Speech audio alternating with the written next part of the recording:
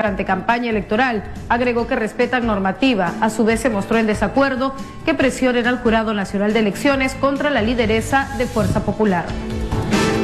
El Jurado Nacional de Elecciones concluyó en que la integrante de la plancha presidencial de Perú Posible, Carmen Omonte, entregó un donativo en un sobre cerrado en un programa de televisión. Atención a los conductores, en la avenida Sucre la carga vehicular es intensa entre el Jirón Ayacucho y la avenida del Ejército con sentido al circuito de playas. A partir de este lunes 21, tu diario deportivo La Calle se renueva con una edición de 24 páginas full color, además de la columna exclusiva de Gonzalo Núñez, Diario La Calle, a solo 50 céntimos. Ustedes en Radio Exitosa 95.5, a continuación Exitosa Noticias con Rubén Sánchez.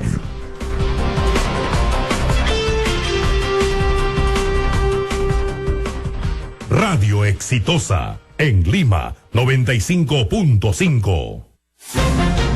Presentamos Exitosa Noticias. El más destacado y dinámico plantel de periodistas, reporteros y corresponsales traen información del acontecer nacional y mundial. Aquí se inicia Exitosa Noticias.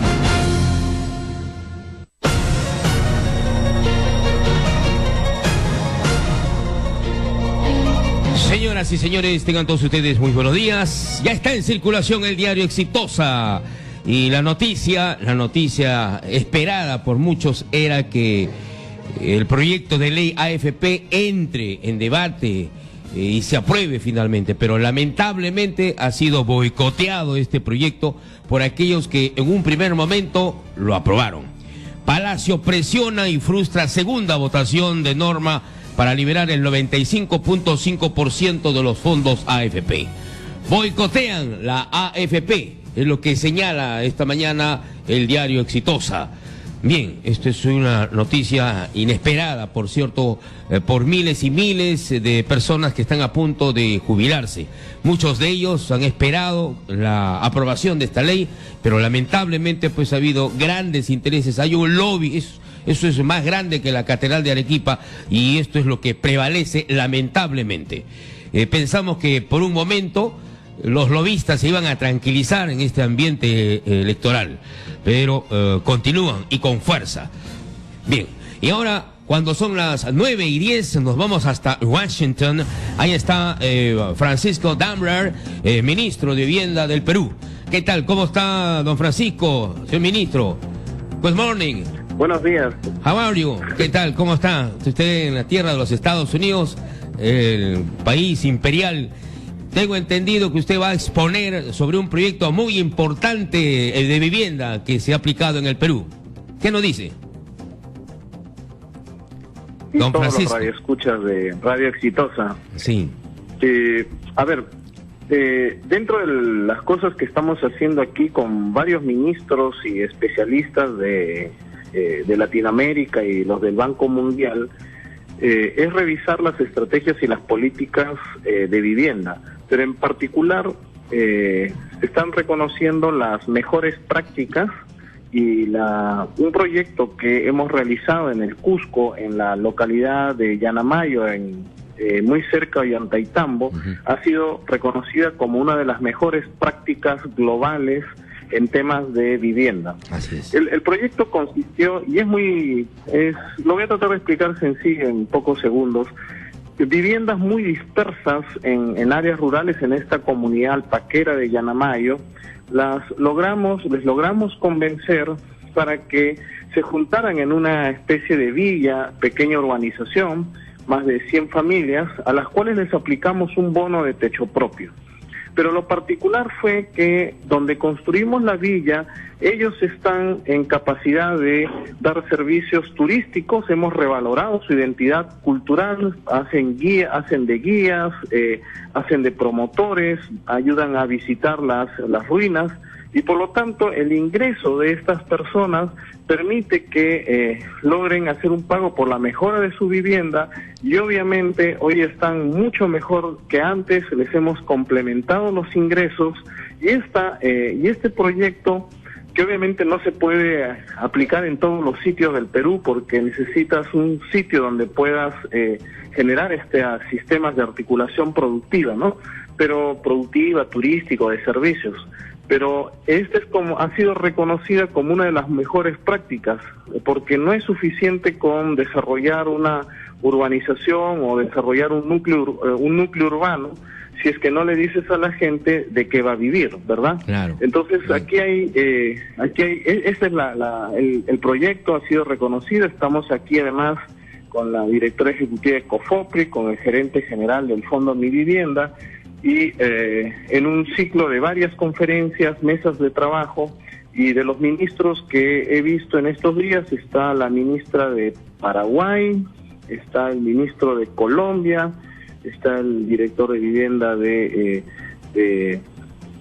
Argentina, y obviamente la señora Laura Tack, vicepresidenta de Desarrollo Sostenible del Banco Mundial, entre otras personalidades, ¿no? Claro. Ministro, ¿cuántas viviendas se han entregado? Tengo entendido que son más de 40, ¿no?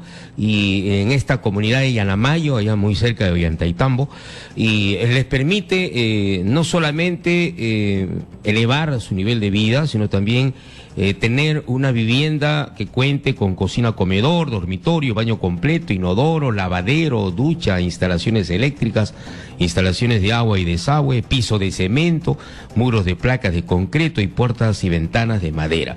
Este proyecto, ¿a cuántas personas va a beneficiar en un primer momento? ¿Es este año? ¿Continuará? ¿Qué dice usted? Sí, efectivamente, la comunidad de Yanamayo es algo así como decirte, es una comunidad paquera que reúne a aproximadamente 110 familias que estaban muy dispersas, con viviendas de muy mala calidad. Lo que hemos hecho es que todo este grupo de familias se aglutinen mucho más cerca de la carretera y de, obviamente, la magnificentes ruinas de Ollantaytambo, que están a la salida de el Valle Sagrado, ¿no? Y allí hemos logrado que estas familias tengan unas condiciones de vivienda, de hábitat, que insuperables o muy superiores a las que tenían antes. Pero lo particular es lo que nosotros llamamos en nuestra estrategia la complementariedad de ingresos. Pues sin dejar su propia vocación de alpaquera, es una comunidad alpaquera, ahora prestan otros servicios que complementan sus ingresos. Claro. Las primeras evaluaciones que tenemos es, en realidad, eso que llamamos complementario ha pasado a ser su ingreso principal, ¿no? Muy bien. Claro, este es el proyecto Posada de los Incas, ¿no? Inca Samanán, ¿no? Palabra quechua que significa Posada de los Incas. Ejecutado con una inversión de casi 3 millones de soles, ministro. Sí. En la parte del bono, y otra parte ha sido completada con el trabajo comunal de ellos, y las viviendas han sido construidas obviamente bajo las normas existentes, con todas las facilidades. Es además una de las pocas comunidades que tienen su propia planta de tratamiento de aguas residuales. Entonces es algo así como es autosostenible, ¿no?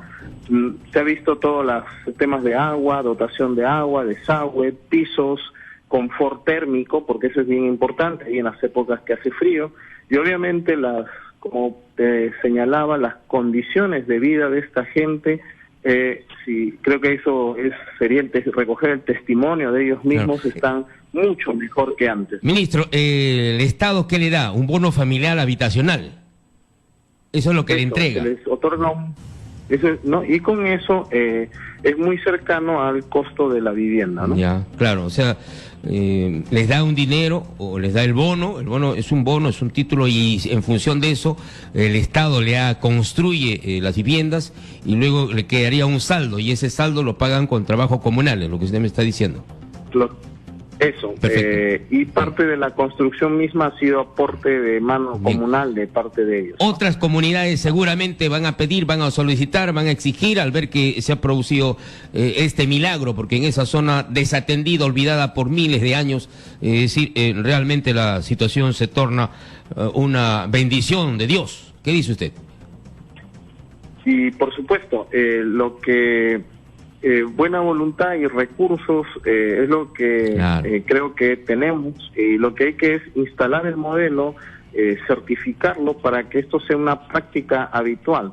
Muchas veces incluso se construyen lindas ciudades, pero claro, y se trata a veces de mudar a la gente allí, pero no se les dice de qué van a vivir o cuáles van a ser sus ingresos, ¿no? Claro. Y ese es un tema que cuando uno genera un desarraigo de esta naturaleza, obviamente siempre lo más importante es, bueno, les mejoro sus condiciones de hábitat, pero cómo contribuyo a que esta persona continúe o mejore los ingresos que tiene. Bien. Esa es una visión estratégica que estamos manejando ahora en el Ministerio.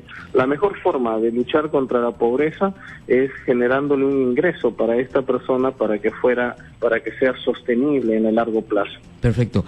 Bien, ministro Francisco Daumler, muchas gracias por la información que nos da y ojalá pues que este proyecto sea extensivo a muchos puntos de la sierra, especialmente en zonas arqueológicas olvidadas, como por ejemplo Huánuco, ¿no? En Huánuco, muy cerca de la ciudad, está justamente Cotox, las Manos Cruzadas, donde también está abandonado, es un sitio abandonado, donde perfectamente las familias que viven alrededor en extrema pobreza pueden superar con el turismo muchos de sus problemas. Muchas gracias, Francisco Daumler, y feliz estada en Washington. Goodbye. Gracias, un gran abrazo. 9:16, ¿qué tal? Bien, esto es Radio Exitosa y como ya habíamos anunciado, vamos a conversar acerca de nuestra Fuerza Armada, nuestra Comandancia General del Ejército, y para eso estamos con nosotros el general Otto Gibovich, ex jefe del Comando Conjunto, o el Comando del Ejército. Usted lo ha elevado mucho, general. Hola, Rubén, buenos días y buenos días a toda tu audiencia. Bienvenido, que usted muchas gracias. Jovial. Muchas gracias, Así Rubén. Es, los años no pasan por el general Gibovich. Bien, ¿debe volver el servicio militar obligatorio ante la ola delincuencial? ¿Qué dice usted? ¿El servicio militar obligatorio como sistema dentro del ejército? Así es, uno. Yo creo que no, porque se está buscando ahí poner un parche más, ¿no? Que es casi una cualidad en la política peruana, ¿no? De poner parches como soluciones. El servicio militar obligatorio captaría, ¿cuánto? ¿20, 30 mil personas al año? ¿Y cuántos son los jóvenes en el Perú? ¿Esa sería solución? No, la solución está en otro sitio, ¿no? La solución está, creo yo, en poner énfasis en la parte cívica, en la formación de los jóvenes. Y por otro lado, la parte del control y la parte punitiva tiene que funcionar, pues la parte policial tiene que integrarse con la parte judicial, la fiscalía, y trabajar como un sistema realmente, ¿no? Para prevenir y combatir el crimen. Ahora, ¿cómo se hace, cómo está funcionando el servicio militar obligatorio o servicio militar voluntario en los países vecinos, ¿no? Hablemos de Ecuador y Chile. Fíjate, ellos han dado un paso importante que es que nos falta dar todavía, a pesar que en mi época conseguimos una ley. Ellos han avanzado en la profesionalización de los soldados. Mantienen un contingente de tropas de servicio militar voluntario y tienen una cuota importante de soldados profesionales, soldados que en vez de estar 2 años y luego se marchen hacia la sociedad, se queden 15, 20 años y puedan tener continuidad en los procesos. Perfecto. Que eso le da otra calidad. O sea, estamos pensando ya no en la cantidad de gente, sino en la calidad de gente. Ahora estamos pidiendo que la Fuerza Armada participe en combate al crimen. Y hoy día, si tuviésemos tropas profesionales, no tendríamos el menor problema en hacerlo. Claro. Con soldados conscriptos. Pero no lo estamos haciendo, general. ¿Qué pasa? No, dejamos una ley lista, pero este gobierno se encargó de potenciar más bien la conscripción como base de la Fuerza Armada. Y ahí creo que estamos equivocándonos, ¿no? O sea, cuando equivocamos el objetivo y le ponemos empeño... O sea, ¿qué pasa con nuestro jefe supremo de las Fuerzas Armadas? ¿No escucha a los comandantes generales? Debería, pero estamos en un proceso interesante. Ahora viene un nuevo gobierno, yo creo que es la oportunidad de hacerlo, ¿no? Tenemos que avanzar. Pero hemos perdido tiempo, general. Yo creo, obviamente. Hay un costo de oportunidad muy grande, ¿no? Y por eso supuesto. No está bien. Claro, la profesionalización de nuestros soldados es una tendencia mundial, además, ¿no? O sea, obviamente. El crimen avanza, los retos son diferentes. Claro. Inclusive los cuarteles, las bases militares ya no deben estar dentro de la ciudad, eso deben estar en otros sitios, ¿no? Ciertamente. Tú acabas como de decir, ocurre en Valparaíso, como ocurre en la costa o el litoral chileno o en el litoral ecuatoriano. Lo conocen todos, eso no es nada nuevo, no es un secreto de Estado. No tiene por qué ser. Además, en estos tiempos ya casi pocas cosas quedan como secreto. Claro, por ejemplo, la base naval que está ahí estrechamente, casi hacinada conjuntamente con la zona portuaria, donde hay intensa cantidad de buques, mercantes, debe estar fuera ya. Ciertamente, todos ¿No los se ha cuarteles discutido de eso a nivel militar? Sí, hay un plan. En este momento hay un proyecto enorme para hacer un gran cuartel en la parte sur de Lima, por San Bartolo, en Cruz de Hueso, Ya. que va a permitir sacar de Lima muchos de los cuarteles que todavía están aquí ya rodeados de la población. Se está hablando de esos arenales donde, es un proyecto desde mi época. donde los blindados hacen su práctica de tiro hace muchos años. Donde hacíamos. Ahora ya no se puede porque también está rodeada de población. Sí, porque han habido pues invasiones y se ha permitido todo eso. Ciertamente. Con la complicidad de grupos mafiosos que Pero manejan este proyecto la invasión que tenemos, de tierras. Sí. Este proyecto que tenemos de sacar los cuarteles de Lima sigue vigente. Por ejemplo, ¿qué se ha hecho? Los centros de municionamiento. Antes teníamos toda la munición dentro de las ciudades, que era un peligro. Claro. Hoy día sí ya están fuera de la ciudad todos. Claro, por lo menos se ha movido eso. Creo que hay proyectos interesantes que hay que ir avanzando, ¿no?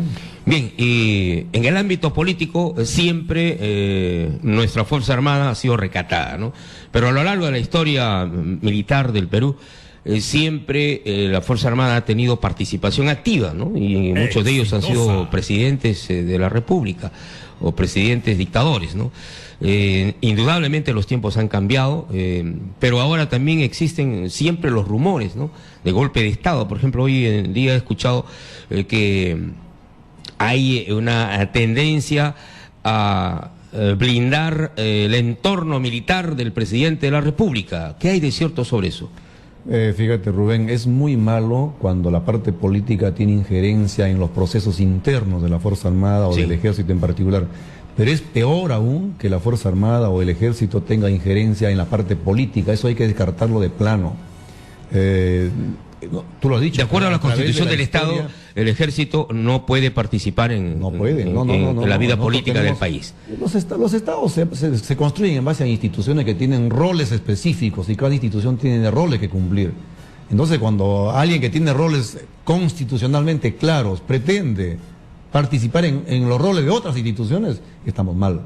Claro. Se rompe el Estado de Derecho, se rompe la Constitución. Yo estoy en condiciones. Había aquí cierto recelo que se ha estado comentando en los medios de comunicación respecto a reuniones que habrían habido en el cuartel general del Ejército. Así es. Pero déjame decirte, al comienzo del año eso es normal en el Ejército. Se reúne el sistema de inspectoría, se reúne el sistema de información, se reúne el sistema de inteligencia para ver inteligencia y contrainteligencia. Se hacen los planes anuales en base a los objetivos del año. Bueno, han Y eso es trascendido normal. que han habido en efecto Han habido reuniones, el sí. jefe supremo de las Fuerzas Armadas, con todo derecho porque es su función, No. se reúne con los comandantes generales de las Fuerzas Eso Armadas. es normal que se reúna con los Así es. comandantes generales. Pero también trascendió que se reunía hasta con la embajada americana.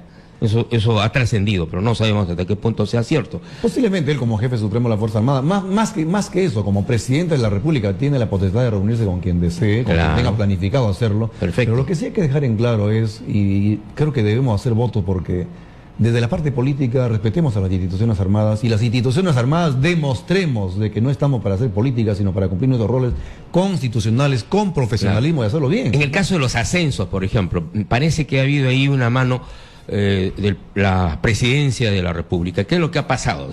Los ascensos son generalmente por 5 años, ¿cierto? Los ascensos, no, cada año hay un proceso de ascenso. Ya, pero de el tiempo que dura, Cada creo que grado, son 5 años. Cada grado depende. Ahora se ha reducido a 4. No, el problema que se presentó, Rubén, fue que habían plazos que le establecía la ley. La ley decía 5 años de general de brigada para general de división. Ya. Y después en la reglamentación de la ley se cambió y se dijo que podía ser hasta con 4 años porque había un proceso de transición, porque se había incrementado el tiempo de servicio de 37 o 38 a 40 años. Y los oficiales de alta entonces, graduación no dijeron absolutamente nada. Entonces, es que ellos no pueden decirlo, pues. Ellos no pueden decirlo porque el militar no puede salir a la radio a expresarse. Eso, Pero fíjate, internamente pues se militar- reúnen con el jefe supremo. Claro que sí. Y ahí estuve yo en total desacuerdo porque la ley no puede ser cambiada por un dispositivo legal de menor rango, de ninguna manera. Y eso es un pendiente, ¿no? Eso Claro. es un pendiente que ha hecho daño a la institucionalidad y hay que corregirlo. Exitosa. Ahora, Hay ¿eso que qué corregirlo, pero significa? con claridad, pero con normas, porque el ejército, una vez que el Congreso da una norma, o el legislativo, o el Ejecutivo da una norma, el comandante general no puede cambiar las leyes, él tiene que cumplir las leyes. Claro. Entonces también es un problema de cómo se ve desde el... Por eso digo, la parte política no debe tener injerencia en los procesos Ya, internos. pero estos de 5 años a 4 años, esto ha Que eso generado eso cierta permitió que una promoción inquietud, ascienda ¿sí? prematuramente, ¿no? Y es lamentable porque dentro de esa promoción hay muy buenos oficiales. Ahora, se habla de favoritismo también en los ascensos. ¿Eso es histórico en las instituciones armadas? Yo no diría que es histórico, Rubén. Hay procesos que se cumplen con mucha transparencia, pero sí, y es lamentable decirlo y tengo que admitirlo, que en este periodo de gobierno se ha dado preferencia a ciertas promociones. Y eso lo digo con toda claridad, pero también con sentido de responsabilidad, porque eso hay que decirlo para que nunca más se repita. No debe ser así. Pero eso siempre se ha dicho, no, general. Se puede decir, ¿no? Pero los cuadros de mérito, fíjate, cuando el ministro Wagner fue ministro de Defensa, sacaron un dispositivo legal que está vigente, por el cual se reduce la capacidad de injerencia del comando del ejército, del comando y del Estado Mayor, solamente a un 0.3%. O sea, es decir, el oficial que llega como candidato con su nota, esta nota vale 97%. Y el proceso, y el jurado que se reúne para deliberar y definir el cuadro solamente tenía 3%. Y eso está vigente. Claro. Quiere decir que el que está en el puesto 55 no puede aparecer uno jamás, ¿no? Entonces se reduce la discrecionalidad del alto mando y eso tiene que respetarse. Claro. Bien, se viene el bicentenario de es una fecha coronel Francisco Bolognesi. Una fecha muy importante, son 200 años de nacimiento de Bolognesi y creo que el ejército está tomando previsiones, ya han publicado ya un libro muy importante, pero también es una buena fecha para recordar, ¿no? Yo creo que hay personas que han jalonado la historia del país. Grau es uno de ellos, el hombre del milenio en el Perú, pero también yo creo que en la misma talla está Bolognesi. Bolognesi, no solamente por lo hecho en el Morro, yo creo que su trayectoria también lo describe plenamente como un hito referente en la historia del Perú. Hay una carta que él escribe a su mujer cuando él está ya casi rodeado en Arica, y él le dice a su señora: no pidas nada para que no crean que mi deber tuvo precio. Él sabía que iba a morir, esa carta es premonitoria. Él sabía que le quedaban pocos días, pero lo hacía en defensa del honor nacional. Claro. Entonces, cuando él dice no pidas nada para que no crean que mi deber tuvo precio, creo que nos manda un mensaje muy grande, ¿no? No debemos de hacer algo pensando en la historia, pensando en el cuadro, pensando en la foto, sino hacerlo porque es un tema de deber, es un tema de honor, ¿no? Bien, no solamente debemos de recordar la epopeya y la imagen de Francisco Bolognesi, sino también rendir culto a otros militares que han entregado su vida en los últimos acontecimientos bélicos, por ejemplo, en el Cóndor, ¿no? En la cordillera del Cóndor, donde últimamente, al parecer, se han maltratado los restos de un héroe que entregó su vida, ¿no? Porque él abordó su helicóptero para dirigirse a las trincheras enemigas ecuatorianas, con el fin de que le disparen para identificar de dónde salen los disparos.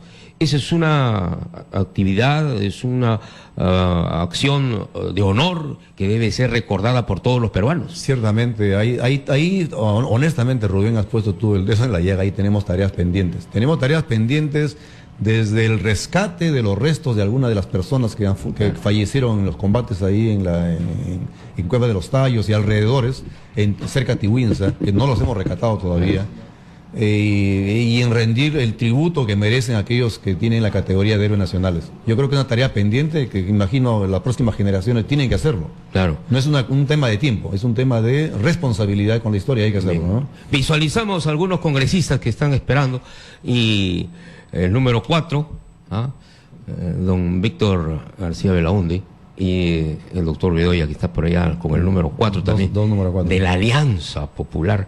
Bien, a ellos y a todos los demás candidatos, general Otto Guibovich, dígale usted qué se puede hacer con estas disposiciones para los oficiales en retiro, disposiciones pensionables que se han dado y que mortifican a muchos de ustedes. Yo creo que la primera invocación que habría que hacerle a la parte política y también, obviamente, a los que están aquí presentes en este momento es que hay que bajarle un poco los decibeles a esta turbulencia política que estamos viviendo previo a las elecciones, ¿no? Ayer han habido declaraciones altisonantes de un candidato, expresidente además, que creo que no le hacen ningún bien a la política, ¿no? Hay que adecentar la política, bajarle los decibeles a esta turbulencia innecesaria, hay que confiar en las instituciones.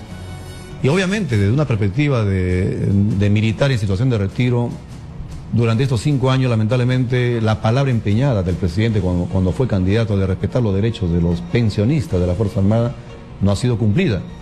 Y creo que estamos en condiciones ahora de decirle que se requiere salvaguardar los derechos de los pensionistas de la Fuerza Armada, Y hay que pedirle a los candidatos, ¿no? La Fuerza Armada, yo pertenezco a esa generación. Yo ingresé en los 70 al ejército con un contrato social, ¿no? Y ahí decía cuáles eran mis derechos. Yo viví un régimen pensionario, que lamentablemente hoy día cuando me lo cambian a mis 60 años, yo ya no puedo volver a vivirlo, ya lo viví. Entonces es injusto y lo ha hecho un presidente que además fue militar. Claro, y no obstante haber señalado que lo iba a respetar. Y eso es lo más grave para un militar, constatar que alguien que empeñó su palabra no la cumple. Bueno, yo estoy investigando por qué lo ha hecho, eso es lo que espera, nadie me responde. Pero sí pedirle a los políticos que vean esto con la seriedad que corresponde, porque son derechos que no se pueden conculcar de la noche a la mañana, porque ya no hay oportunidad. La gente que ya tiene 60, 70 años... Ahora, ustedes han ido a todas las instancias en el Poder Judicial, ¿y qué ha pasado? Yo soy parte de los miles de personas que hicimos un reclamo, inclusive fuimos al Tribunal Constitucional. Pero sé que ha habido injerencia de otro nivel que no ha permitido que... Pero eso sigue pendiente. Claro, sigue Pero la pendiente. solución es de carácter político y hay que pedirle a los nuevos candidatos... Hay que conversar con los próximos congresistas. Pues. Ciertamente. De todas maneras van a entrar. Ahí está. Y estamos viendo a dos electos, virtualmente electos. 9:30. Muchas gracias, general Otto Kipovich, por estar con nosotros. Buenos días y felicitaciones, por usted está maravilloso. Y saludamos a todos los miembros de la Fuerza Armada que siempre nos escuchan y nos siguen a través de Radio Exitosa. 9:31.